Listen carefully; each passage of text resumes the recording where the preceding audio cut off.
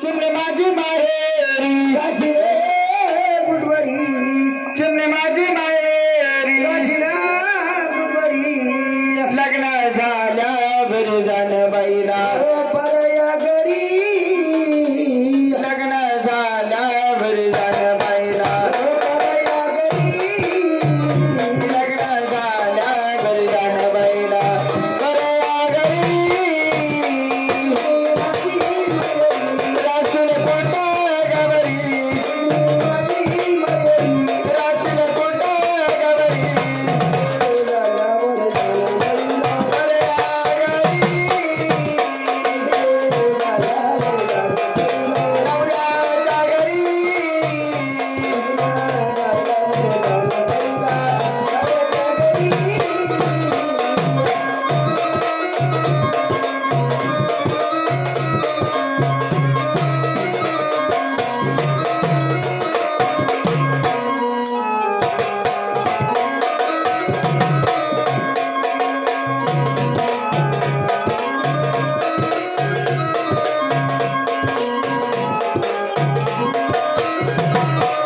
नऊ महिने पोटात वाढविल तुला शेवटी गजने सोडून जाशील मजाला नऊ महिने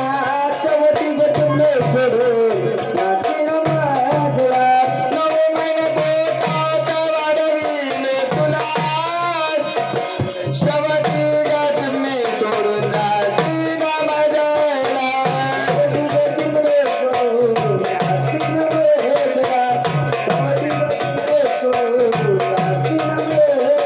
जत पकला बारी जत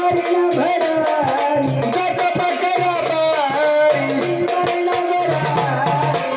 लग्न झाल्यावर जाण बाईला लग्न झाल्यावर जाण बाईला जव्हार लहानात तवर माहेरात खेळत होती ताई तुग डोळ्याच्या समोर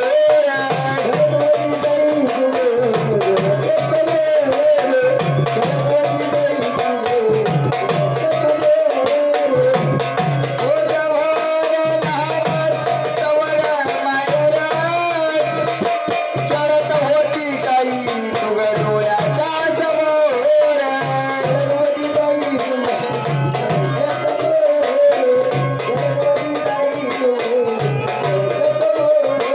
जतारेला बारी जतारेला बारी लग्न झाल्यावर जाण बाईला लग्न झाल्यावर जाण बाईला लग्न झाल्यावर जाण बाईला परया घरी नऊ महिने पोटात वाढविल तुला शेवटी गजिमने सोडून जासीन माझला शेवटी गजिमने सोडून जासीन जत माझला पकला बारी काशी मारीला बरारी लग्न झाल्यावर जाण बाईला परया घरी जवळ लहानात तवर माहेरात खेळतवती बाई तुग डोळ्याच्या समोर खेळतवती चिमणे तुग डोळ्याच्या समोर जतारेला बारी काशी मारीला बरारी लग्न झाल्यावर जाण बाईला परया घरी लग्न झाल्यावर जाण बाईला परया घरी म्हणून लागलेलं गाणं चिमणीचं.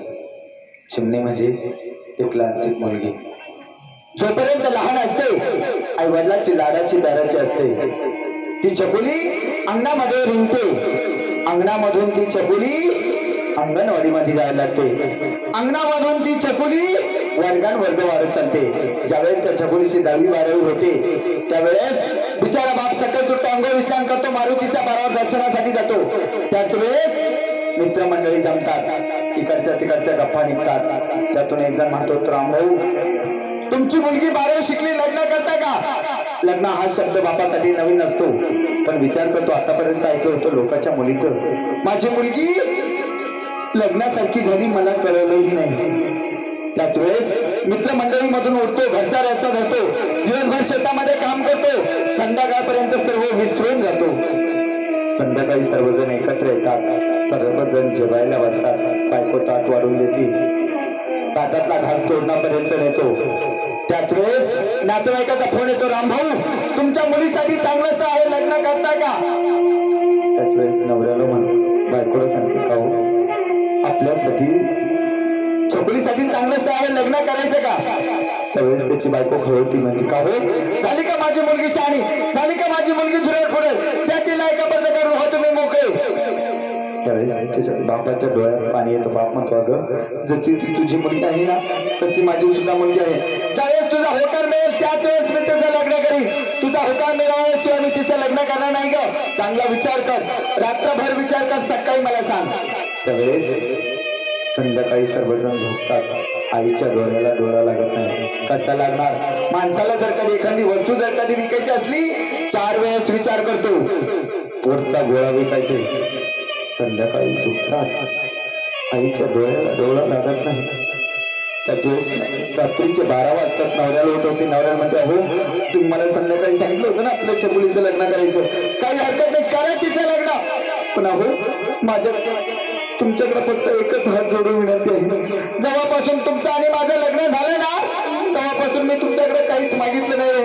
अहो मी फाटकी साडी घातली असेल, फाटका झंपर घातला असेल, बिगर चपलाचा उन्हात आणत काम केलं असेल, पण तुमच्याकडे मी कोणतीच वस्तू मागितली नाही, कोणतीच शिकायत मी तुमच्याकडे केली नाही. मला माहिती आहे मोठ्या घराने द्यायची आपली ऐपत नाही, नोकरीवाल्याला द्यायची आपली ऐपत नाही, पण हो जो गरिबीचा संसार मी तुमचा केला ना ती वेळ फक्त माझ्या छकुलीवर येऊ देऊ नका. असा शब्द ऐकताच तो बिचारा बाप ज्या ठिकाणी आपल्या छकुलीचं चांगलं होईल अशा ठिकाणी त्या छकुलीचं लग्न ठरवतो. ठरल्याप्रमाणे त्या छकुलीचं लग्न असतं. त्या छकुलीला हळद लागल्या जाते. 5 जणी सवसने येतात, त्या छकुलीला हळद लावतात. शेवटचा नंबर असतो त्या आईचा. थरथरल्या हाताने आपल्या छकुलीला हळद लावते. आणि ज्यावेळेस त्या छकुलीच्या कंबरावरती मोत्याची मंडोळी बसते ना त्यावेळेस ती आई विचार करते, बाई झाली माझी छकुली एका वर्षी गोरीची पिवळी, झाला मला सोडून. 3ऱ्या दिवशी त्या छकुलीचं लग्न असतं. मंडपामध्ये त्या छकुलीचं लग्न लागतं. ब्राह्मण वेद बोलतो त्यावेळेस तुळशीला पाणी घालते ती आई. सारखा विचार करते, बाई माझ्या छकुलीनं कधी घर सोडून अंगण पाहिलं नाही, कधी पाहुण्याच्या घरी 2 दिवस मुक्कामी ठेवलं नाही. देर कोण, भावा कोण, सासू कोण, सासरे कोण, माझी छकुली कशी राहणार बाई. तिकडे लग्नही लागलं जातं. त्या 5 जणी सवस्ती तुळशीला पाणी घालतात. त्या सांगतात, मावशी काकू तुमच्या छकुलीचं लग्न लागलं. त्यावेळेस धडपडत ती आई उठते आणि मंडपामध्ये जाते. हीन बाईच्या पाया पडते, कारण तिला वाटतं माझ्या छकुलीला त्रास नाही झाला पाहिजे. आणि ज्यावेळेस ती छकुली आपल्या सासरकडे नांदायला जाते ना त्यावेळेस 4-5 दिवसापासून थकलेला तो बिचारा बाप त्याला पाहुण्यासमोर रडता येत नाही. मंडपाच्या खांबाला पाठ लावतो, गुडघ्यात मुंडकं घालतो, घाम पुसायच्या निमित्तानं डोळे पुसतो. ती छकुली बघते, मला सर्वजण दिसतात, सर्वजण मला भेटून गेले, पण माझा बाप मला दिसत नाही. ज्यावेळेस त्या छकुलीची नजर आपल्या बापाकडे जाते ना त्यावेळेस ती छकुली नवरदेवाच्या रुमाला झटका मारते आणि आपल्या बापाजवळ येते आणि बापाला म्हणते, पप्पा मला सर्वजण भेटून गेले, गावातला एकही माणूस असा सुना सुटला नाही का तो मला भेटून गेला नाही, आणि तुम्ही इथे रडत बसले. पप्पा रडू नका ना पप्पा, चला ना मला वाटी लावायला. त्यावेळेस तो बाप म्हणतो, अगं छकुले तुला होती ना ग, अंगणामध्ये धुडू धावायची. जर कधी मी काम करून घरी जर कधी आले ना तू मोठू पप्पे घ्यायची ग, सर्वस्वी भाग निघून जायचं. अगं छकुले माझ्या अंगामध्ये कधी तुला माकटलेला शर्ट सहन झाला नाही ग. अगं तुझ्या मम्मीचं माझं जर कधी भांडण झालं ना तू आमचं भांडण मिटवायची. अगं मला जर कधी ताप आला ना तू मिठाच्या पट्ट्या करून द्यायची ग. अगं हक्काची डॉक्टर सोडून चालली, रडू नाही तर काय करू ग. बाप रडत असताना ती आई कशी शांत बसणार.